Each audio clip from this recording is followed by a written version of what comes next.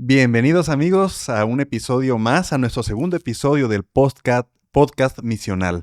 El día de hoy tenemos un tema bastante interesante: misión, misiones y misional. ¿Son lo mismo? ¿Son sinónimos?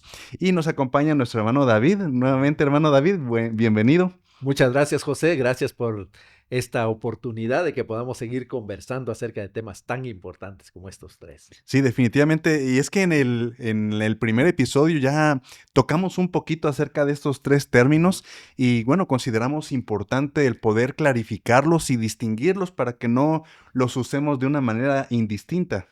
Así es, yo creo que son temas importantes, como decíamos en el podcast anterior.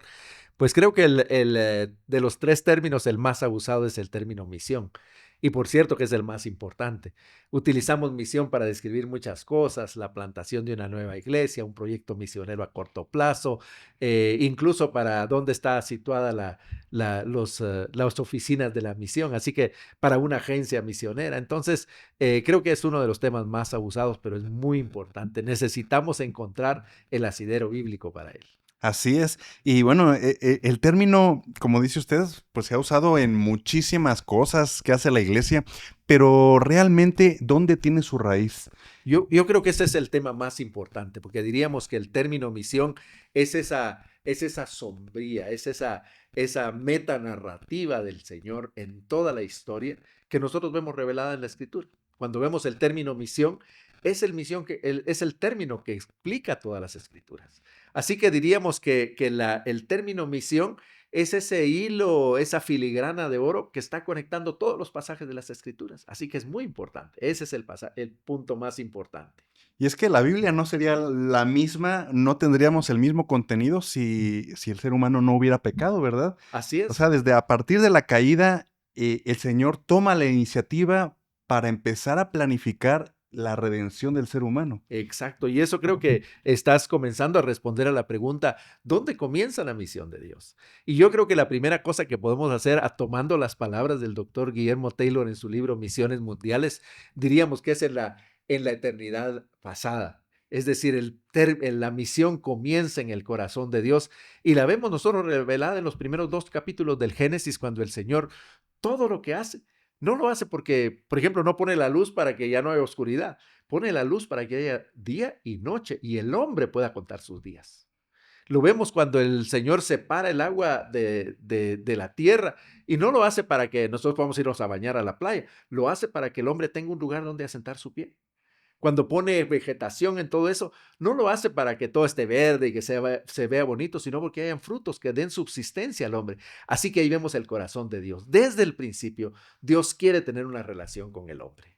Y lo interesante es que después de la caída, Dios no decide el exterminio de la humanidad, sino que Él les da la oportunidad de continuar, pero ahora con un plan de redención, ¿verdad? Que, o sea, al Señor le importaba tanto la humanidad, el ser humano, que Él decide hacer algo al respecto. Exacto, y ahí es como llegamos al capítulo 3.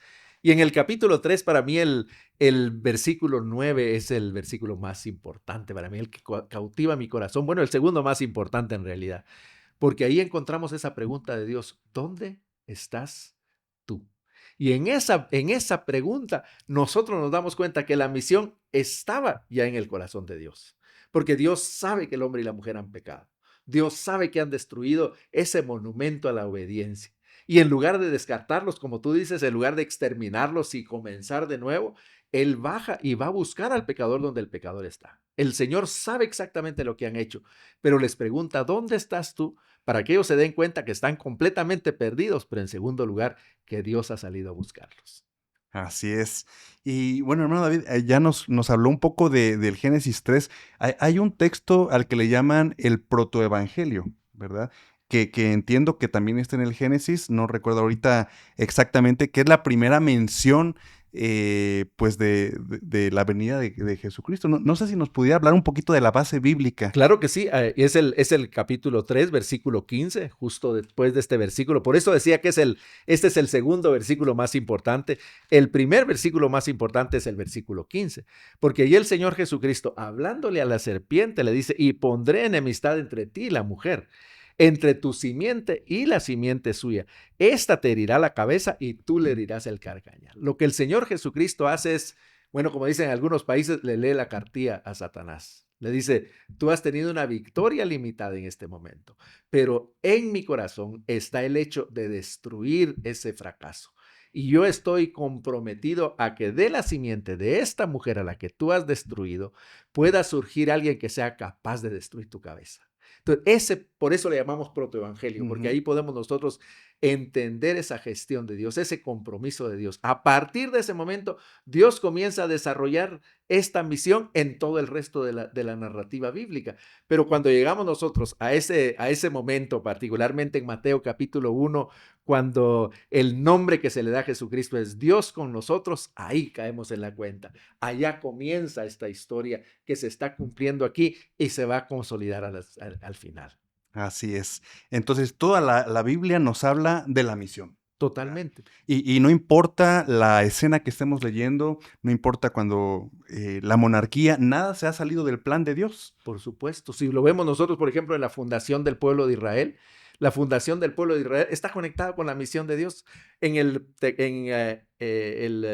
tiempo anterior que tuvimos, en el programa anterior, hablábamos acerca de esta definición que hace Christopher Wright. Él dice que la misión es ese deseo del corazón de Dios de bendecir a las naciones. ¿Te suena conocido eso en la fundación del pueblo de Israel?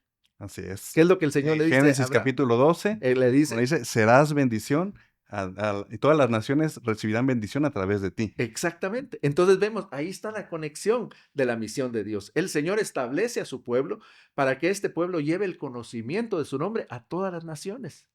Y cuando elige entonces al pueblo de Israel, no es porque sea solamente para ellos la bendición, sino que ellos tienen un propósito, al compartir esa bendición con el resto de los pueblos. Exactamente, el pueblo de Israel es un pueblo con propósito. Y podríamos decir, a la luz de este podcast misional, con un propósito misional. Si tú te das cuenta, parece un chiste, pero el capítulo 2 está después del capítulo 11. Y el capítulo 11 es donde todas las naciones la gente se polariza, podríamos decir, la generación, y se transforman en naciones, y estas naciones comienzan a buscar un lugar donde vivir. En el capítulo 2, el Señor establece una nación para que dice que en esta nación sean benditas todas esas naciones. Así que el llamado misional de Dios para el pueblo de Israel es que comience a perseguir a estas naciones siguiendo esas rutas para llevarles el conocimiento de Dios.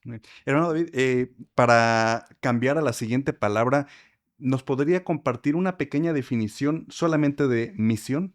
Claro que sí. Yo diría que yo quisiera utilizar ese concepto. Primero quiero darte una definición y luego una descripción. Okay. La definición que yo prefiero es precisamente la de Christopher Wright en su libro La misión de Dios. Él dice que la misión es el deseo ardiente del corazón de Dios de llevar bendición a todas las naciones. Así que ahí vemos nosotros que esto engloba todo lo que el Señor Jesucristo hace. Pero también podemos ver una definición. Y la definición la comienza aquí con este pasaje que vimos en Génesis capítulo 3, versículo 9 y capítulo 3, versículo 15. Y diríamos que la misión comienza en el corazón de Dios. Y el segundo paso de la misión es cuando Dios envía a su Hijo, su único Hijo, para que cumpla lo que Él dijo en Génesis 3:15, que Él fuera mordido por la serpiente en el carcañal, pero que en su muerte y su resurrección destruyera la cabeza de Satanás. Pero no se queda ahí, sino como leemos nosotros en Lucas capítulo 24, versículo 45, el Señor invita a su pueblo, a ese pueblo que ha prometido que va a fundar y sostener y darles de la victoria para que ellos cumplan con su parte. Y la parte de la iglesia es ir. Dice que en su nombre se predique el arrepentimiento y el perdón de pecados en todas las naciones, comenzando desde Jerusalén. Así que ahí vemos nosotros ese tercer paso. Pero no termina ahí, sino cuando el Señor Jesucristo asciende, Dios el Padre y Dios el Hijo envían a su Espíritu Santo para que el Espíritu Santo dé a la iglesia todos los recursos que la iglesia necesita para cumplir su parte con la misión. Es interesante que Dios sea un Dios enviador, ¿verdad? Dios manda a su Hijo manda a la iglesia y también al mismo tiempo el Espíritu Santo le da ese impulso y los recursos para poder cumplir con la misión. ¿Cómo no? Y gracias por mencionar eso, porque yo creo que Jesucristo nos presenta un microsistema de eso. Porque si recuerdas allá en Marcos capítulo 3, versículos 13 y 14, cuando se relata el momento en que el Señor Jesucristo elige a sus 12 apóstoles, que por cierto les llama apóstoles, que significa enviados, él dice que él después subió al monte y llamó así a los que él quiso. Y Ujú. vinieron a él y estableció a 12 para que estuviesen con él y para enviarlos a Y para predicar. enviarlos a predicar. Así que yo diría que esto es una realidad tanto para los discípulos como para cada uno de nosotros como cristianos. Tormod Engelviken, un misionólogo muy conocido, él dice que uno no puede decir que es cristiano y discípulo del Señor si no se considera enviado. Ok, interesante. Bueno, pero me gustaría que pasemos al siguiente término, misiones. ¿Qué diferencia hay con respecto a la palabra misión? ¿Cómo no? Ya en el término de misiones podríamos decir que son a todas aquellas actividades y esfuerzos que ese cuerpo del Señor Jesucristo, esa comunidad invitada a ser parte de la misión, hace para poner el Evangelio disponible, especialmente dentro de aquellos que no lo han escuchado. Podríamos decir que son todos aquellos esfuerzos que la iglesia hace intencionalmente y deliberadamente para que el conocimiento de Jesucristo llegue en lugares donde no se ha escuchado. Evangelismo, ministerio de misiones, envíos, Exactamente, todo eso. porque a veces pensamos nosotros y hacemos esa diferencia equivocada de evangelismo como local y misiones como Ajá. global. No, evangelismo es ese concepto de poner el evangelio disponible. Parte de Pero si misiones. nos damos cuenta, el mundo no alcanzado comienza en la puerta de salida de la iglesia. En ese momento nuestros miembros tienen que entrar en ese proceso misional de poner el evangelio disponible. Entonces, misiones en plural serían todas aquellas actividades que la iglesia hace para cumplir con ese llamado a asociarse con Dios en su misión, particularmente las que tienen que ver con atravesar una frontera geográfica, una frontera cultural, una frontera étnica o lingüística o la combinación de esas.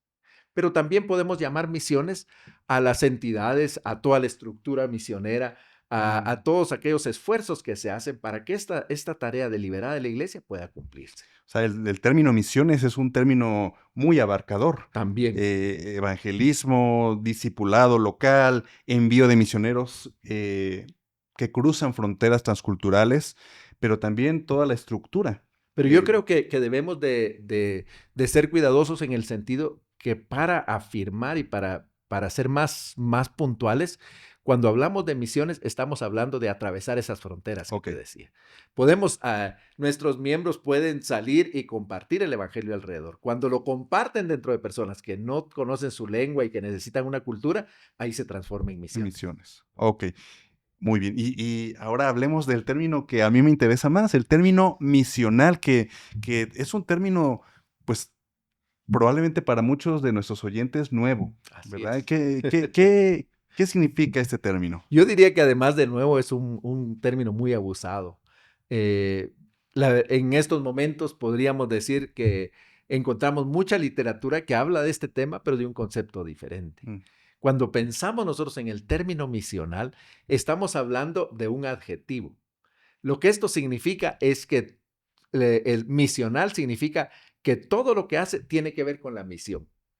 Ahí es donde una iglesia, donde un cristiano se vuelve misional.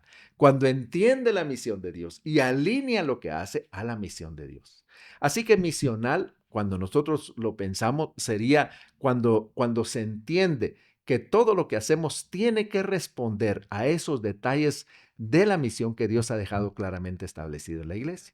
Si lo pensamos en términos de la iglesia, diríamos que es una iglesia que se alinea con la misión de Dios, que lo que está haciendo es haciendo su contribución a invitación de Dios para llevar su misión de traer bendición a todas las naciones. Bueno, y ahora, entonces, ¿qué es lo que debe ser misional? ¿La iglesia debe ser misional? ¿El creyente debe ser misional? ¿O qué parte debe tomar este adjetivo como suyo? Bueno, podríamos decir que todo aquello que está bajo la influencia de la voluntad de Dios, es decir, todo aquello que es parte de su reino, debe de ser misional. Si el Señor estableció su iglesia para que se asociara con su misión. Ok. El Señor levanta a los cristianos para que formen comunidades cristianas que contribuyan a cumplir su misión. Entonces, individualmente a ti y a mí nos ha demandado que nosotros seamos cristianos misionales. Nosotros a veces pensamos, bueno, hacer iglesia significa asistir a un lugar geográfico, significa asistir a un programa, cuando en realidad nosotros tenemos que entender que misional significa que nosotros nos preguntemos cuál es la parte a la que el Señor me ha invitado para contribuir a su misión, a cumplir ese deseo de Dios de bendecir a todas las naciones. Y es decir que un cristiano misional, por ende, debe ser un discípulo. Bueno, Porque yo lo que he visto es qué que mucha poderoso lo que acabas de decir. gente dice, bueno, yo soy cristiano, pero yo nada más sin compromiso, o un cristiano light. ¿Existe eso del cristiano light? Yo creo que necesitamos un podcast hablando únicamente de discipulado, pero creo que podríamos decir nosotros que uno de los errores y quizá una de las amenazas más fuertes para la iglesia es esa confusión que nosotros hemos hecho de pensar que es posible ser cristiano sin ser discípulo. Así que ahora, como lo has conectado tú, podríamos decir que todo discípulo es misional. Todo discípulo es misional. Porque si nos damos cuenta, cristiano significa cristito, un discípulo que reacciona de tal manera que se confunde con Cristo. ¿Cuál fue el carácter de Cristo? ¿Cuál fue su propósito? Su propósito fue cumplir la misión de Dios. Así que si yo me llamo discípulo, yo soy un cristito. Yo debo de alinearme y ser confundido en mi énfasis con Jesucristo en la forma como trabajo en la misión. Excelente. Yo creo que el día de hoy nos ha abierto el panorama, hermano David. Muchísimas gracias por dar esta distinción entre términos que, pues, la verdad, creo que muchos de nosotros hemos confundido o mal utilizado, ¿verdad? Así que, amigos, esperamos que, al igual que a mí, pues este episodio pues haya sido de mucha bendición, de mucho conocimiento con respecto a nuestra responsabilidad. ¿Cuál es la misión de Dios? Cómo se refleja en las misiones, pero especialmente el desafío que debemos asumir tanto nosotros como creyentes individuales como la iglesia de ser pues iglesias y cristianos misionales. Como no, en el episodio anterior hablábamos acerca de cuál es la pregunta correcta. Porque muchas veces como iglesia, el liderazgo de la iglesia, me estoy refiriendo a esa iglesia con minúscula, esa comunidad local de creyentes. Muchas veces como esa comunidad local de creyentes, nosotros nos hacemos la pregunta, bueno, tenemos que organizarnos en un retiro para ver cuál es la misión de la iglesia. No, en realidad, lo que nosotros debemos de preguntar es cómo la iglesia se alinea con la misión de Dios. Si la iglesia no tiene una misión, no tiene que buscar una misión, sino que la misión ya tiene una iglesia. La iglesia es el resultado de la misión de Dios. Eso es poderoso. Y de la misma manera como cristianos también, como tú lo estabas conectando ambas cosas. Siempre nosotros estamos preguntando, bueno, Señor, heme aquí, envíame a mí, o heme aquí, Señor, quiero servirte, o da lo mejor al maestro. Todos estos himnos que a veces describen. No, lo que el Señor quiere es que nosotros entendamos que nuestra vida completa, todo lo que el Señor ha hecho, lo ha hecho con un propósito, que nosotros seamos agentes de la misión de Dios para contribuir a establecer su reino aquí, allá y hasta lo último de la tierra, simultánea y simultáneamente, y tomando lo que tú afirmaste muy fuertemente, a través de la reproducción de nuestra vida en la vida de otros. Así es, hermano David. Bueno, pues muchísimas gracias, hermano David. Creo que ha sido de mucha bendición, de mucha edificación. Y gracias, amigos, por acompañarnos nuevamente en este segundo episodio de su podcast Misional. Esperamos que nos pueda acompañar el próximo episodio y pues bendiciones para cada uno de ustedes.